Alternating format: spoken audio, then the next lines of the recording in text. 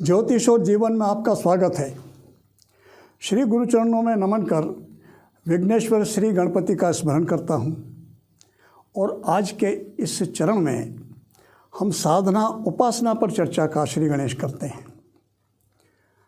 सनातन धर्म में हम हिंदुओं में सर्वाधिक आस्था भगवती दुर्गा में देखने को मिलती है। भगवती दुर्गा महाकाली, महालक्ष्मी और महासरस्वती का सम्मिलित स्वरूप है। आज के युग में अर्थ की प्रधानता है। हर व्यक्ति किसी न किसी तरह से लक्ष्मी प्राप्ति में, अर्थ प्राप्ति की दौड़ में लगा हुआ है। हर व्यक्ति की कामना अर्थ प्राप्ति की तरफ विशेष रूप से आज के दौर में देखी जाती है। जिसके पास है वो और प्राप्ति की आकांक्षा में प्रयासरत है। जिनके पास कुछ समस्याएं हैं आर्थिक, वो उन आर्थिक समस्याओं के समाधान के लिए लक्ष्मी की उपासना में रत हैं। लक्ष्मी श्री की श्री 8 स्वरूपों में हम पूजते हैं उनको। पहली आद्य लक्ष्मी, विद्या लक्ष्मी, सौभाग्य लक्ष्मी, अमृत लक्ष्मी, काम लक्ष्मी, सत्य लक्ष्मी, भोग लक्ष्मी और योग लक्ष्मी। इन 8 स्वरूपों में हम अष्टलक्ष्मी के स्वरूप में हम पूजन करते हैं। सतयुग में जैसा कि नाम है, सात्विकता की प्रधानता थी। सत्य, धर्म, नीति, इन सब की प्रधानता के कारण सतयुग में भगवती लक्ष्मी कमलासना के रूप में पूज्य थी। और इसी सात्विकता के कारण सतयुग श्री संपन्न, लक्ष्मी संपन्न, लेकिन वो श्री संपन्न कहा गया। सतयुग के बाद त्रेता युग में भगवती के राजसी स्वरूप का विस्तार दिखाई हमें देता है। भगवती लक्ष्मी का राजसी तत्व का जितना विस्तार त्रेता युग में दिखाई देता, उतना किसी और युग में नहीं। उस समय की जो राक्षस संस्कृति थी, राक्षस संस्कृति के महाराजा रावण, वो भी स्वर्ण प्रासादों में निवास करते थे। सोने के महलों में निवास भगवान राजा रावण का। ये स्थिति विलासिता की, लक्ष्मी के विस्तार की त्रेता युग में।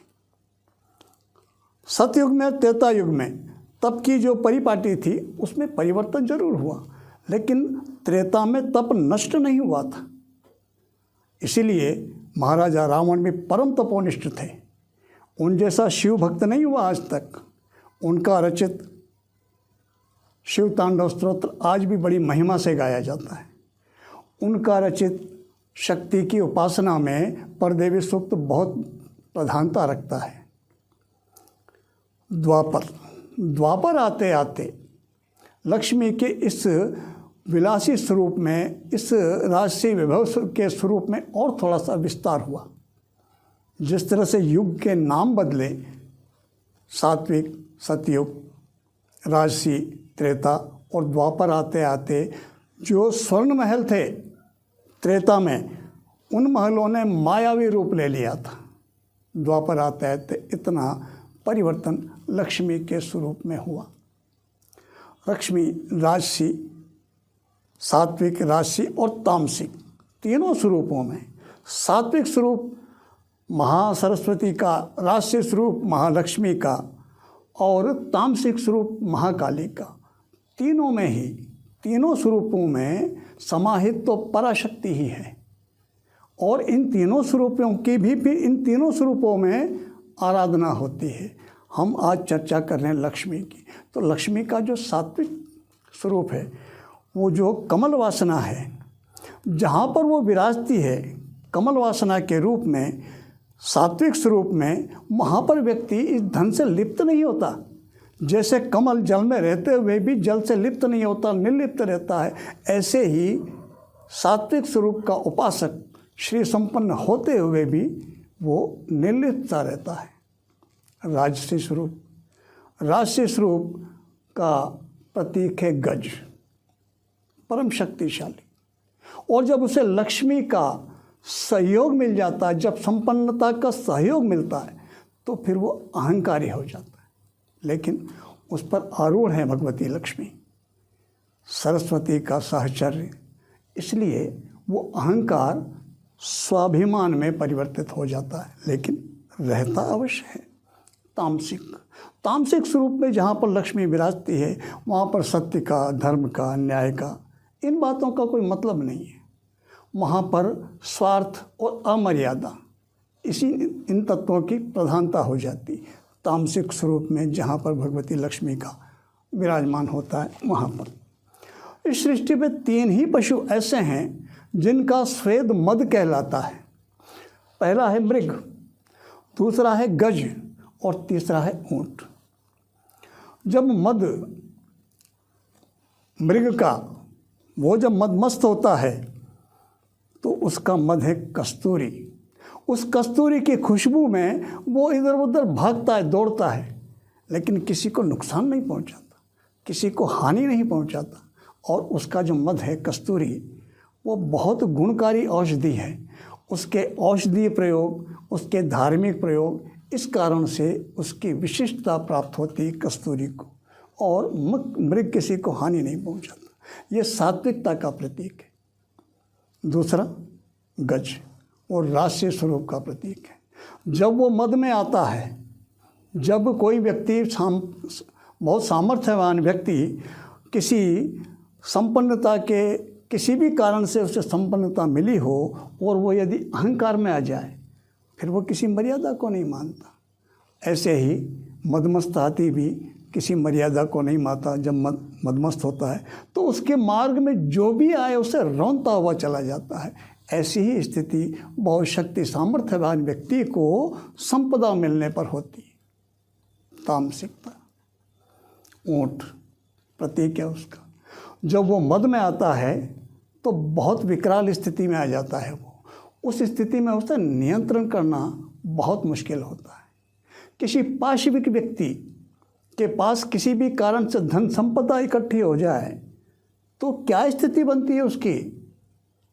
कभी कभी हमें उसके उदाहरण देखने को मिलते हैं। वही स्थिति, वो ऊंट का प्रतीक, ये तामसिकता के मद में आने का प्रतीक है। तीनों पशु। सात्विक उपासना, हम श्री रूप में उपासना करें, सात्विकता की उपासना लक्ष्मी की जो भी करता है वहाँ सात्विकता की प्रधानता देखी जाती। कोई उसके राजसी स्वरूप में जो उपासना करते हैं वहाँ पर वैभव का विस्तार देखा जाता है, और जो तामसिक स्वरूप में उपासना करते हैं वहाँ पर तामसिक स्वरूप के लक्ष्मी का दिखाई जाता है। किसी भी प्रकार की अनैतिक नियमों से विरुद्ध अर्थ कमाने की जो प्रवृत्ति है, बेईमानी से, छल से, कपट से, शोषण से, तस्करी से, बेईमानी से, किसी भी रिश्वतखोरी से, इनसे जो धनार्जन होता है, इनसे जो लक्ष्मी की उत्पत्ति होती है, उसमें लक्ष्मी के तामसिक स्वरूप के दर्शन होते हैं।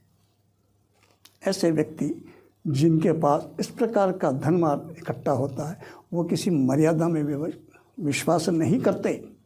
वो किसी भी प्रकार की सत्य में या धर्म में, इनमें उनका विश्वास नहीं होता। और आज के समय में जहाँ देखो वहाँ पर तामसिक स्वरूप में लक्ष्मी का निवास अधिक दिखाई देता है। सात्विक स्वरूप में आज के समय में लक्ष्मी के सात्विक स्वरूप के दर्शन तो दुर्लभ से हैं, और राजसी स्वरूप में भी बहुत कम दिखाई देती हैं। अधिकतम दर्शन तो तामसिक स्वरूप के ही होते हैं। कोई व्यक्ति किसी भी प्रकार से, किसी भी माध्यम से धनार्जन कर ले, और अर्जित होने के बाद जब वो धन संपन्न हो जाता है तो उसकी जो वो अमर्यादित जो छवि, जो दाग है, जो कलुषितता है, वो उस धन की चमक में समाप्ति हो जाती। धन की चमक में वो दिखाई ही नहीं देती। दिखाई देती केवल संपदा, दिखाई देती केवल संपन्नता। अब हमें आज के इस समय में लक्ष्मी के इन स्वरूपों को समझते हुए हमें प्रयास करना है कि हम भगवती लक्ष्मी के श्री स्वरूप की उपासना करें, राजसी स्वरूप की उपासना करें, और तामसिक स्वरूप से बचने का प्रयास करें। हमारी कोशिश होनी चाहिए कि हमारे पास किसी भी प्रकार से भगवती लक्ष्मी का तामसिक स्वरूप ना आ पाए। अब आज मैं आपके सामने एक ऐसे प्रयोग की चर्चा करना चाहता हूँ। मैंने मेरे जीवन में कितने ही व्यक्तियों को यह प्रयोग दिया और इसके जो चमत्कारिक प्रभाव मिले हैं, मैं उनकी यहाँ चर्चा करूँगा। उसका कोई मोल नहीं है, तब तक नहीं मोल उसका कोई, जब तक आप उसको अनुभव नहीं कर लेते। और आप उसको अनुभव तभी करेंगे जब आप उसका प्रयोग करेंगे। आपके पास धन संपदा हो, आकांक्षा आपकी इसमें और उन्नति की है, या आपकी कोई आर्थिक समस्याएं हैं और आप उनसे बाहर आकर के आर्थिक समस्याओं से मुक्त होकर के संपन्नता की चाह आपकी है, कोई भी लक्ष्य हो आपका, आपके लिए लक्ष्मी का ये छोटा सा प्रयोग बहुत ही लाभकारी सिद्ध होगा। करके देखिए, प्रयोग छोटा सा है। करना क्या है, देखिए। लक्ष्मी की कृपा प्राप्ति के लिए सबसे पहली आवश्यकता है कि हम नारायण की पहले उपासना करें। कोई भी स्त्री अपने पति की अवहेलना को बर्दाश्त नहीं करती है। वो ये चाहती है कि मुझसे पहले मेरे पति को सम्मान दिया जाए। तो जो एक सामान्य सी प्रक्रिया है साधना की, जो साधना क्षेत्र से जुड़े हैं, आप बिल्कुल नए हैं तो आपकी जानकारी के लिए बता दूं, सबसे पहले साधना के क्षेत्र में गुरु का स्मरण किया जाता है। आपके कोई गुरु हो ठीक, और नहीं है कोई गुरु तो आप भगवान शिव को गुरु रूप में स्मरण कर लें। आदि गुरु वो सबके गुरु हैं। दूसरे नंबर पर गणपति को किसी भी रूप में स्मरण करके नमन कर लें। फिर तीसरे नंबर पर ओम श्री नारायणाय नमः या ओम श्री विष्णुवे नमः, भगवान विष्णु का या भगवान नारायण का किसी भी रूप में ध्यान करके उनको नमन करने के बाद फिर आप लक्ष्मी के इस छोटे से मंत्र का जाप करें। और छोटा सा मंत्र ओम श्रीं ह्रीं क्लीं लक्ष्मी नारायणाय नमः, इतना सा मंत्र। ओम श्रीं ह्रीं क्लीं लक्ष्मी नारायणाय नमः। ये स्क्रीन पे आपको मंत्र, छोटा सा ये मंत्र है और ये आपको दिखाई दे रहा, इसको आप नोट कर लें। अब जप कैसे करना है, इसको कमलगट्टे की माला पर करें तो सर्वाधिक श्रेष्ठ फल मिलेंगे। कमलगट्टे की माला बहुत आसानी से मिल जाएगी आपको। ये पूजा पुस्तक के जो सामान की जहाँ दुकानें मिलती हैं वहाँ पर ला करके उसको एक गिलास वगैरह किसी बर्तन में डालकर और आप सरसों का तेल भर देना, 5-7 दिन उसमें रखे रहने देना। क्योंकि सरसों का तेल से जब वो अंदर पिएगा तो उसमें कीड़ा नहीं लगेगा, वरना कमलगट्टे में कीड़ा जल्दी लग जाता है, वो धागा काटेगा, माला टूट जाएगी। आप इस तरह प्रोसेस कर लेंगे तो माला वो बहुत चलेगी।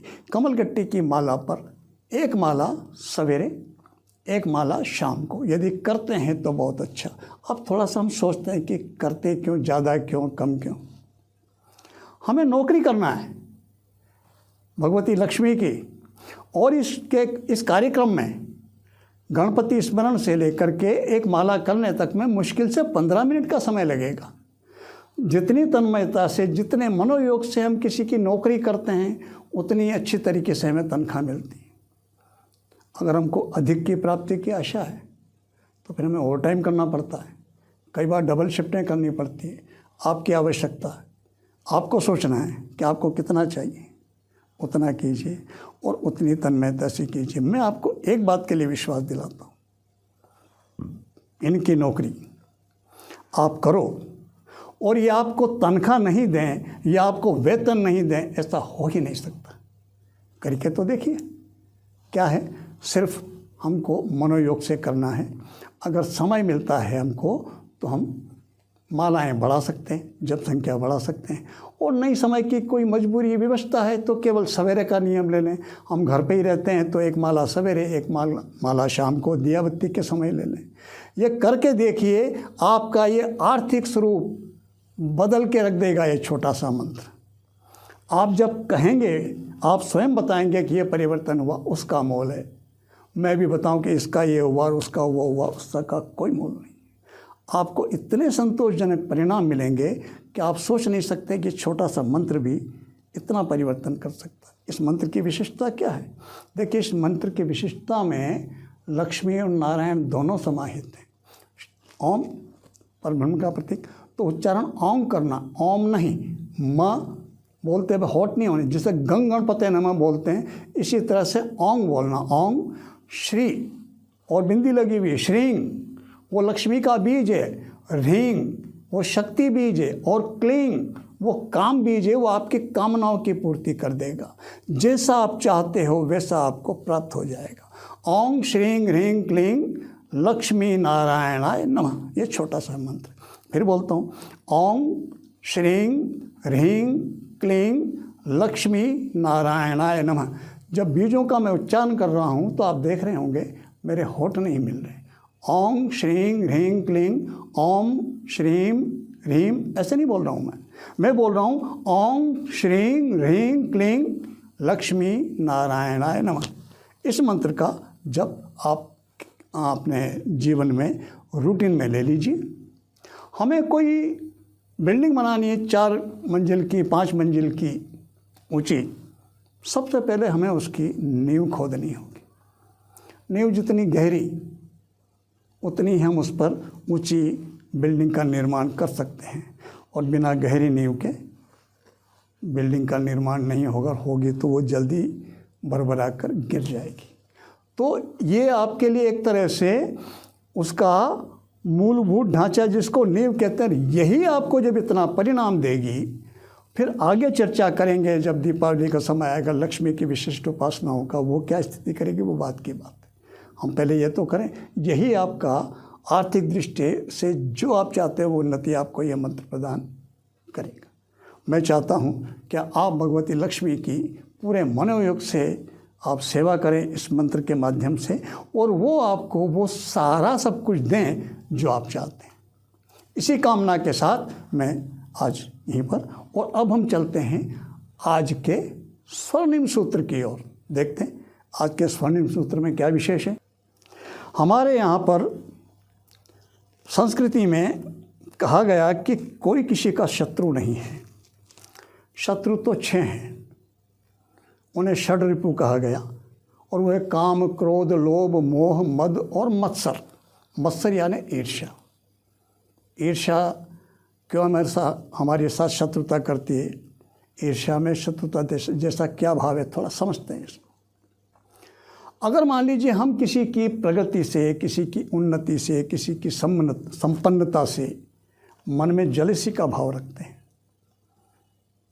हमारे मन में किसी भी प्रकार से जलन उस स्थिति के प्रति यदि पैदा होती है, तो परमेश्वर को, प्रकृति को, नेचर को, ब्रह्मांड को, हम कुछ भी नाम दे लें उसको एक मैसेज जाता है कि हमें संपन्नता से तकलीफ़ होती है, हमें उन्नति से तकलीफ़ होती है, उन्नति बर्दाश्त नहीं हो रही है हमसे, पीड़ा होती है हमें। और परमेश्वर या प्रकृति कुछ भी कह लीजिए, वो नहीं चाहती कि हमें कोई पीड़ा हो। वो तो हमें खुश देखना चाहती, वो हमें प्रसन्न देखना चाहती है। और जब हमें किसी दूसरे की संपन्नता से ही पीड़ा हो रही है, किसी दूसरे की उन्नति से ही जब पीड़ा हो रही है, यदि हमें संपन्नता मिली तो हमें कितनी पीड़ा होगी। यह मैसेज प्रकृति को जाता है। परिणाम यह निकलता है कि हम संपन्नता से और सफलता से वंचित रह जाते हैं।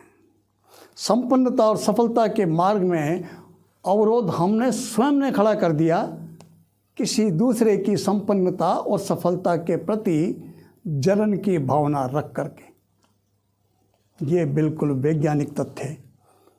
हमें इसे थोड़ा सा विचार करके देखें आप, तो इसकी सत्यता आपको समझ में आ जाएगी। इसलिए यदि हम दूसरों की प्रगति से प्रसन्न होते हैं, दूसरों की संपन्नता को देख करके यदि हम प्रसन्न होते हैं, तो प्रकृति को मैसेज जाता है, ये हमें अच्छा लगता है, वो हमें भी प्राप्त होगा। यदि हम ऐसा करते हैं, नमन के योग्य हैं हम। और यदि नहीं करते, हमें आज से अपनी इस प्रवृत्ति में परिवर्तन कर लेना चाहिए। यदि हम संपन्नता चाहते हैं, यदि हम सफलता चाहते हैं, तो उसकी पहली आवश्यकता है कि हम दूसरों की संपन्नता में प्रसन्न होना सीखें, दूसरों की सफलता में प्रसन्न होना सीखें। स्वयं के प्रति हमारे लिए संपन्नता के और सफलता के द्वार स्वतः खुल जाएंगे। इसी स्वर्णिम सूत्र के साथ मैं आपको प्रणाम करता हूँ। नमस्कार, नमन।